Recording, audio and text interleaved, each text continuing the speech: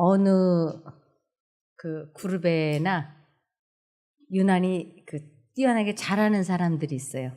예를 들면 노래를 부르는 그룹에 가면 아주 탁월하게 그 그룹에서 잘하는 사람이 있어요.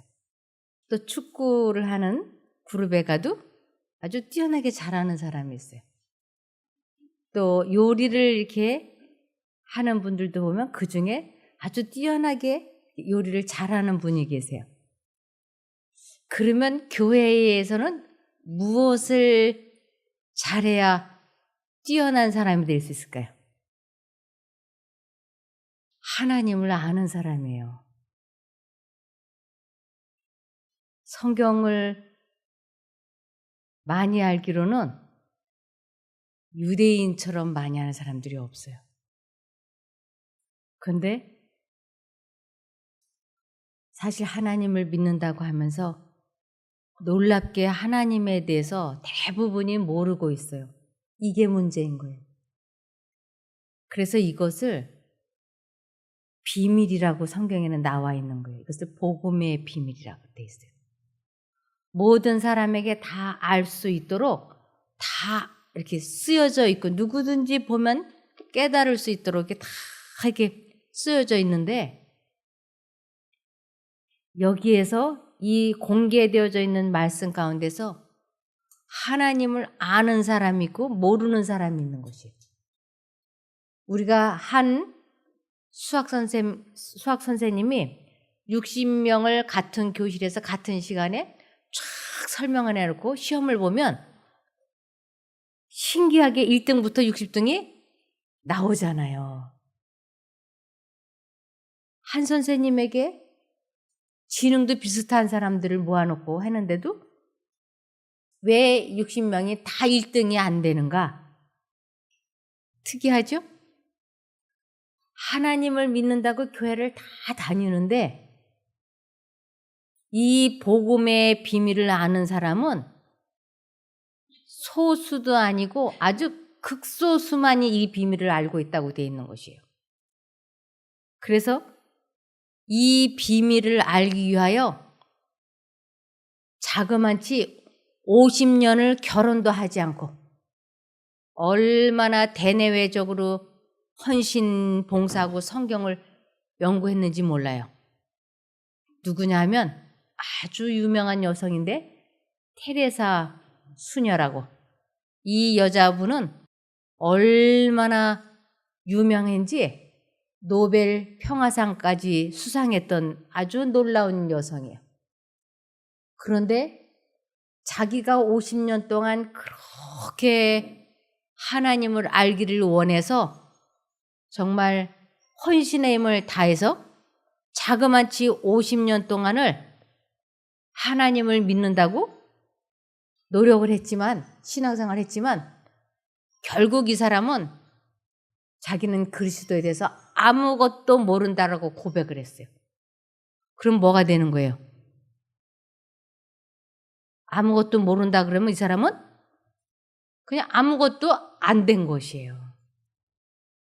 차라리 그냥 평범한 여성처럼 결혼도 하고 자식도 낳고 살면서 그냥저냥 신앙생활을 했더라면 50년을 그런 대로 살았을 거예요.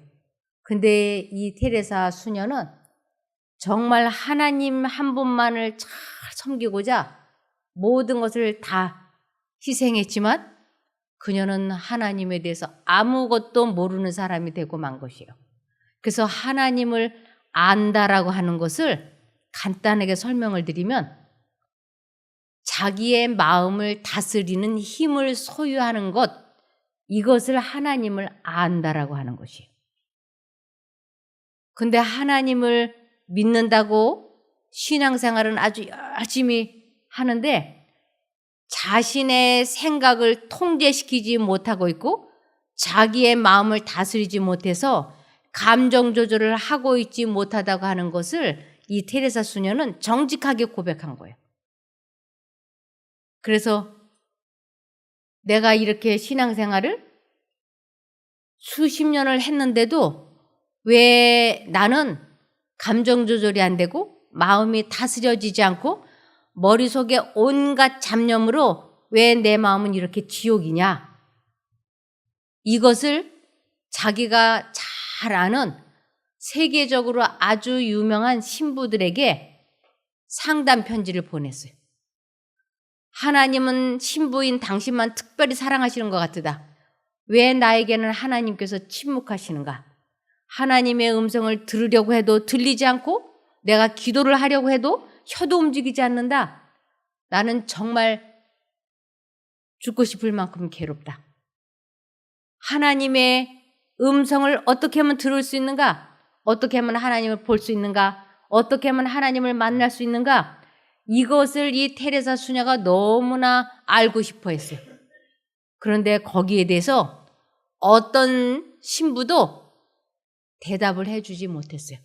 아무도 알려주지 못했어요.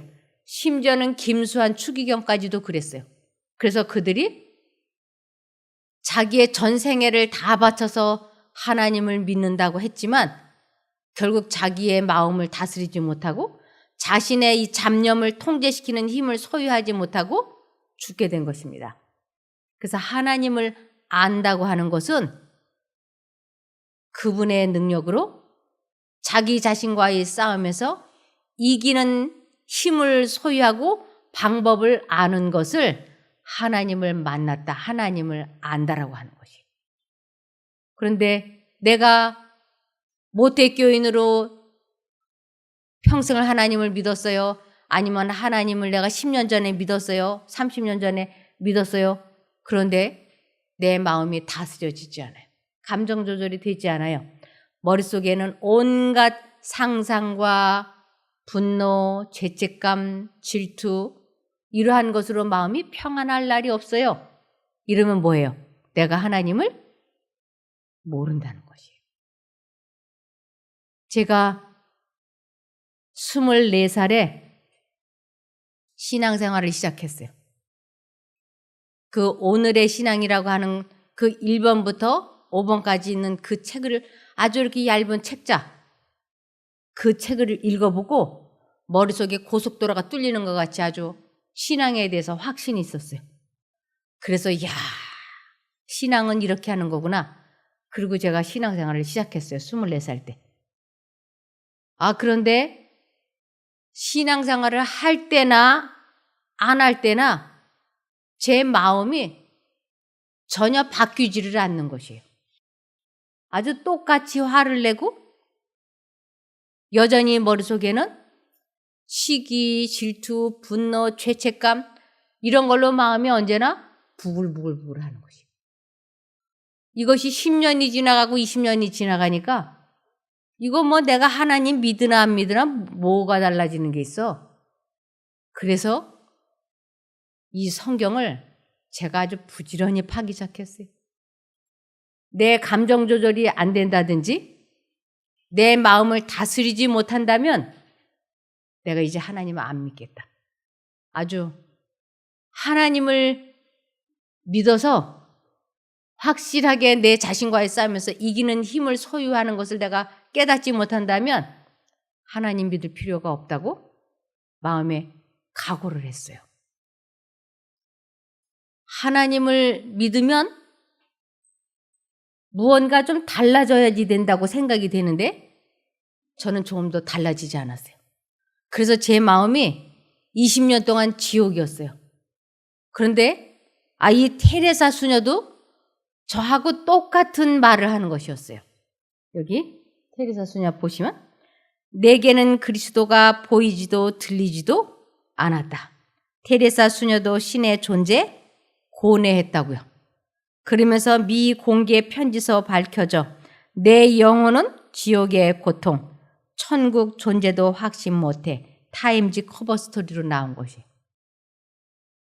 이 테레사 수녀가 마음이 지옥이었던 것처럼 저도 하나님을 믿는다고 20년 이상 열심히 정말 헌신봉사하면서 다녔지만 저는 제 마음을 다스리지 못했어요. 그래서 이 마음이 지옥이었어요. 이러한 제 상태나 마치 모든 게 죽은 것처럼 내 안에 너무나 끔찍한 어둠이 있다고 고백하는 이 테레사 수녀나 다를 바가 없었어요. 신부에게 보낸 편지에 예수님은 당신을 특별히 사랑하신다. 그러나 나에게는 침묵과 공허함이 너무나 커서 예수님을 보려 해도 보이지 않고 들으려 해도 들리지 않는다. 기도하려 해도 혀가 움직이지 않아 말을 할 수 없다고 썼습니다. 제가 이랬어요. 하나님의 음성을 어떻게 듣는 것인지 너무너무 궁금했어요. 그러면서 하나님의 음성을 라디오, 뉴스 듣는 것처럼 귀에다 대고 내가 여기 있노라 왕왕왕왕왕왕왕왕왕 이렇게 들려주는 줄 알았어요. 그래서 하나님의 음성을 너무너무 듣고 싶어 했고 그분을 만나야 된다고 해서 이 하나님을 만난다는 게 구체적으로 어떻게 하는 건지 너무 궁금했어요. 하나님을 만나라. 하나님께 짐을 내려놓으라. 하나님 만날 준비를 하라. 주 만나기를 예비하라. 하나님께로 돌아오라. 근데 하나님께 돌아온다고 하는 것이 어떻게 하는 것이 돌아오는 건 줄 알아야 돌아가죠. 예수님을 만나라 그러는데 도대체 예수님은 어디 계신 건 줄 알아야 만나러 가지.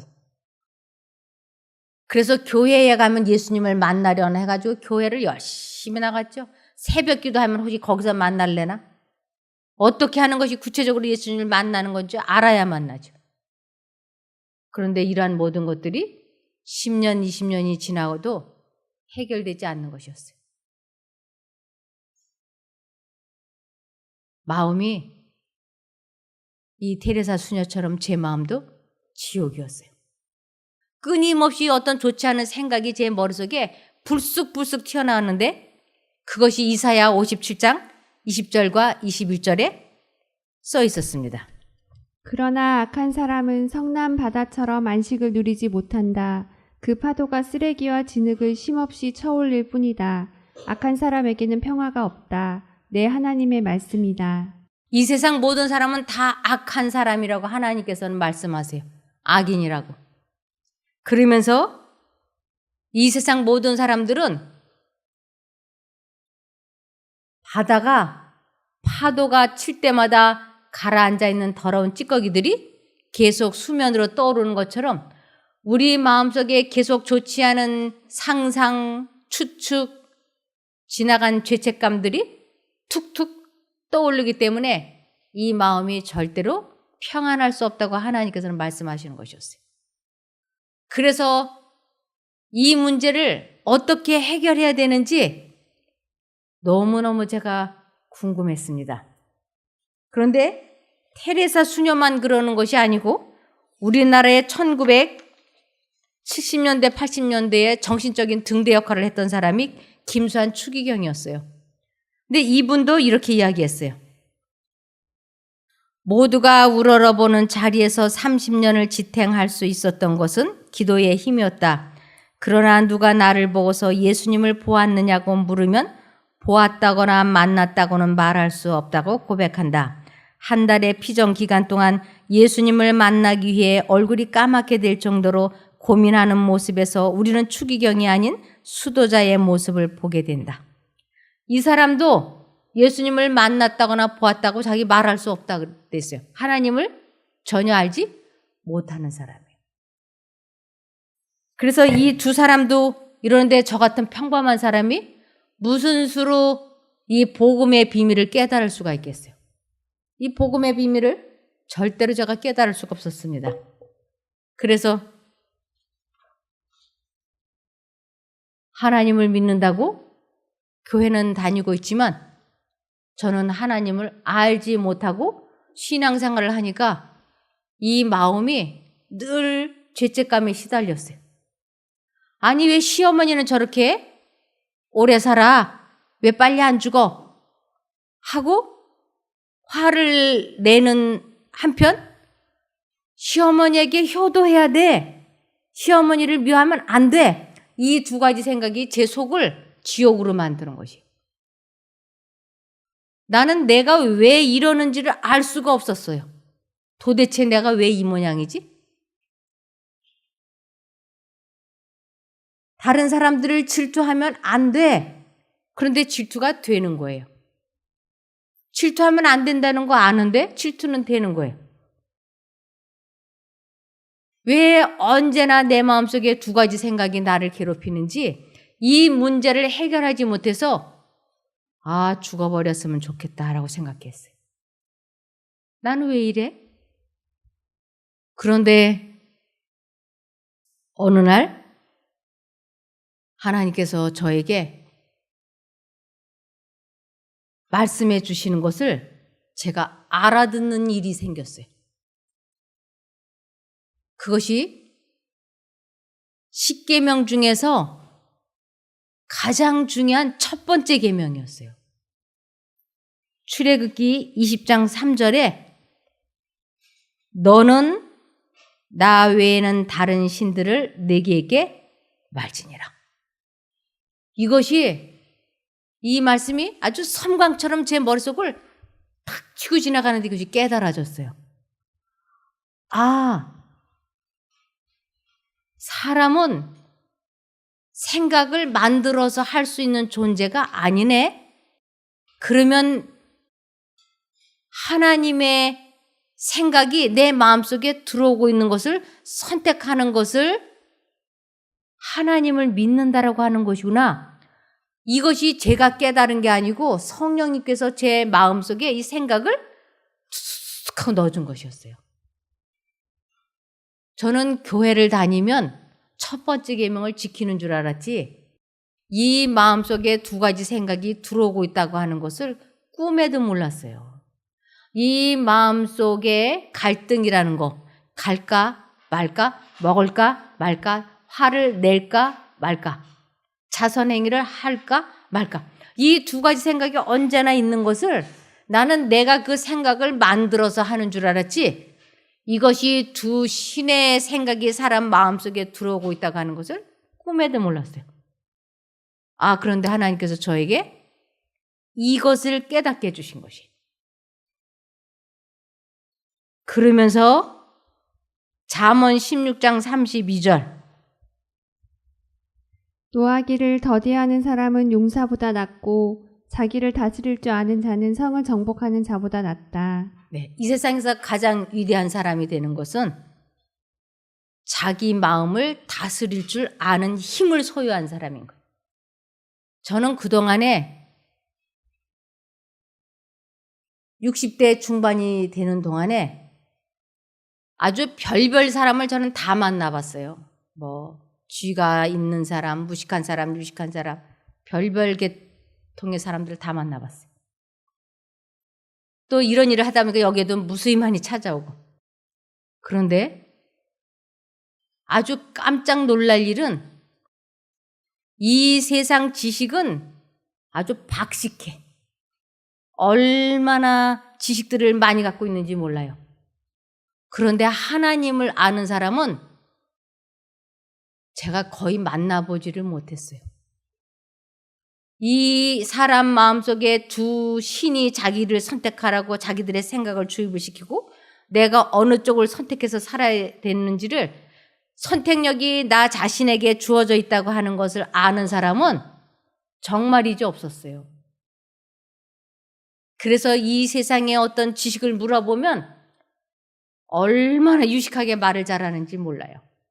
그런데 무엇은 확실하게 모르고 있느냐면 자기 자신과의 싸움에서 이기는 힘에 대해서는 깜깜한 거예요. 아무것도 알지 못하는 것이었어요. 그래서 성경에서는 자기를 다스릴 줄 아는 힘을 소유한 자가 가장 위대한 거예요. 그래서 노래를 잘하는 그룹에 가서는 노래를 잘하는 사람이 대접을 받고 학교에서는 공부를 제일 잘하는 사람이 대접을 받고 동창들 만나러 갔을 적에는 어떤 사람이 제일 대접을 받느냐면 돈을 많이 벌고 성공한 동창이 제일 대접을 받아요. 근데 교회에서는 어떤 사람이 제일 대접을 받는가? 이 복음의 비밀을 알고 체험하고 살아가는 사람이 가장 중요한 거예요. 왜냐하면 목사, 장로, 신부, 수녀, 집사 수많은 직책을 가지고 있고 이 세상에 수많은 사람들이 하나님을 믿는다고 하지만 하나님을 아는 복음의 비밀을 말하는 사람은 거의 없는 거예요. 그러면서 주로 눈에 보이는 이 세상 것에다가 자꾸 하나님을 믿으면 이 세상 것에다가 초점을 맞추게 해주고 있는 것이에요. 눈에 보이는 이 세상 것. 재물, 명예, 아파트, 자식들 잘 되는 거, 건강해지는 거. 이 세상 것에다가 시선을 고정시키도록 사람들은 계속 기도하는 목적, 헌금하는 목적, 교회 다니는 목적을 눈에 보이는 이 세상 것에다가 초점을 맞추도록 자꾸 강조를 하고 있는 것이. 근데 하나님께서는 내 왕국은 눈에 보이는 이 세상 것이 아니고 너희 마음에서부터 시작이 된다고 말씀을 하셨어요. 그래서 이 마음에서부터 하나님의 왕국이 시작이 된다 그랬는데 이 하나님의 왕국은 죄를 다스릴 수 있게 되면서부터 마음이 평화가 시작이 되는 것이에요. 죄를 다스리게 되는 것. 죄를 이기는 것. 죄와 싸워서 승리하는 힘을 소유하는 것. 이것을 하나님을 믿는다. 하나님을 안다. 하나님을 만났다. 하나님을 사랑한다. 이렇게 여러 가지로 설명하고 있는 것이. 제가 하나님께 돌아오라, 돌아오라 그 말을 들을 때마다 하나님께 돌아간다고 하는 게 구체적으로 어떻게 하는 것일까? 나는 교회를 다니고 있는데 새벽기도 금식기도 하는데 어떻게 하는 게 하나님을 만나는 것이고 하나님께 돌아가는 것일까? 그래서 아주 설교를 잘한다고 하는 목사님이나 뭐 장로나 집사나 누가 간증을 한다 그러면 천리를 마다않고 제가 가방을 들고 쫓아다녔어요. 그런데 한참 이렇게 들어보면 가장 중요한 핵심은 쏙 빠져 있는 거예요. 세상에 무정란이 얼마나 많은지 몰라. 무정란은 아무리 많아도 병아리로 부화되지 않아요. 그런데 수많은 무정란 속에 생명의 씨가 들어가 있는 것은 부활을 하는 것이에요. 저는 그 씨를 마음에 넣고 싶었어요. 어떻게 하면 이 문제를 해결할 수 있을까? 왜 나는 내 자신과의 싸움에서 매일같이 지고 있는 것일까? 왜 내 마음은 평안이 없는 것일까? 왜 나는 병이 들었는가? 왜 나는 사람을 사랑하지 못하는가? 왜 나는 모든 일에 절제를 하지 못하는가? 이러한 것들을 해결하고 싶어서 성경을 읽고 사람들에게 답을 찾기 위하여 헤매고 다녔어요. 그런데 하나님께서 제가 말씀을 읽을 때 답을 간단하게 해 주셨어요. 제가 이 마음을 다스리지 못해서 막 괴로워하고 그럴 때 하나님께서는 이렇게 아주 간단하게 말씀을 하셨어요. 마태복음 11장 28절에 수고하고 무거운 짐진 자들아 다 내게로 오라. 내가 너희를 쉬게 하리라. 네, 이 마음이 평안이 없고 쉬지 못하는 사람들은 다 내게로 오라. 내가 너희를 쉬게 해주겠다. 이것은 다시 말씀을 드리면 태어난 목적을 이루는 것이에요. 태어난 목적을 이루는 것이. 이 세상에 어떠한 지식을 가지고도 하나님을 알 수가 없어요. 어떤 석학도 누구도 하나님을 알지 못하면 이 세상 지혜를 가지고는 천국에 못 가는 것이에요. 그런데 그것을 알고 싶어서 몸부림을 치고 있는 저에게 하나님께서는 내게로 오라고 말씀하시는 것이에요. 어떻게 하는 것이 하나님께 가는 것일까? 정말 이 부분이 궁금했어요. 그런데 이 부분에 대해서 이사야 55장 7절에 아주 간단하게 말씀을 해놓으셨어요. 이사야 55장 7절. 악인은 그 길을, 불의한 자는 그 생각을 버리고 여호와께로 돌아오라. 그리하면 그가 긍휼히 여기시리라. 우리 하나님께로 나아오라. 그가 널리 용서하시리라. 네. 하나님께로 가는 길은, 하나님을 만나는 길은 아주 간단했어요. 뭐냐면 그 생각을 버리는 것이라고 말씀을 하시는 것이에요. 그 악한 생각을 버리면 돼, 이러는 것이에요. 아니, 내가 수십 년을 찾아 헤맸는데 답이 너무 간단 명료하니까 어안이 벙벙했어요. 어떻게 이렇게 간단할 수가 있어? 그 생각을, 그 악한 생각을 버리면 돼, 이러는 것이에요. 그것이 하나님께로 돌아가는 것이에요. 다시 말씀을 드리면 두 생각이 마음속에 이렇게 들어올 때, 아유, 저 시어머니가 왜 저렇게 오래 살아? 왜 저렇게 꼴 보기 싫어? 하는 미운 생각과 좋지 않은 감정이 들어올 때, 또 하나의 생각은 효도해야 돼. 사람을 미워하면 안 돼. 이 두 생각이 들어올 때 하나님께로 돌아간다고 하는 것은, 하나님을 만난다고 하는 것은 이 생각을 버리면 된다고 하는 것이에요. 시어머니 미워하는 생각, 감정을 버리는 것을 너는 나 외에 다른 신을 내게 있게 말라 하는 것이에요. 아, 그러면 이 생각을 버려야지 되는데 또 어떻게 버리는 줄을 알아야 버리죠. 저는 너무 무식해가지고 하나를 가르쳐주면 그 다음에 하나를 알게 해줘야지 깨닫는 스타일이에요. 융통성이 없어요. 그 생각을 버리고 오라 그랬는데, 그럼 그 악한 생각을 어떻게 버리는 줄을 또 알아야지. 그래서 이걸 또 찾아 헤맸어요. 아, 그랬더니 이것도 너무 간단하게 대답이 나온 거예요. 이 마음속에 막 두 가지 생각으로 막 괴로울 때 이것을 성경에서는 환난이라고, 난리가 났다고 얘기하고, 이것을 고민이라고 그러고 갈등이라고 하는 것이에요. 이럴 때 어떻게 하라고 됐느냐 하면 시편 50편 15절. 환난 날에 나를 부르라. 내가 너를 건지리니 내가 나를 영화롭게 하리로다. 네. 내 마음에 두 생각으로 시어머니 미워, 효도해야 돼 하는 두 생각으로 마음이 괴로울 때 환난 날에 어떻게 하라고요? 하나님을 불러. 그러면 내가 너를 그 생각에서, 감정에서 건져줄게. 아, 이렇게 간단한 거예요. 너무너무 쉽잖아요. 그러면서 로마서 10장 13절을 보시니까 누구든지 주의 이름을 부르는 자는 구원을 받으리라. 누구든지, 뭐 하나님을 오래 믿었든지 안 믿었든지, 유식하든지 무식하든지, 헌금을 했든지 안 했든지 전혀 관계없어. 그냥 누구든지 주 예수의 이름을 부르기만 하면 되는 거야. 이 부른다. 어떤 분이 하나님의 이름을 망령되이 부르지 말라, 죄 없다 하지 아니하리라, 이런 세 번째 계명을 가지고 하나님 이름을 막 부르면 안 된다고 얘기하는 사람이 있어요. 그게 성경 말씀에 있어요. 이것은 하나님의 이름을 함부로 부르지 마라.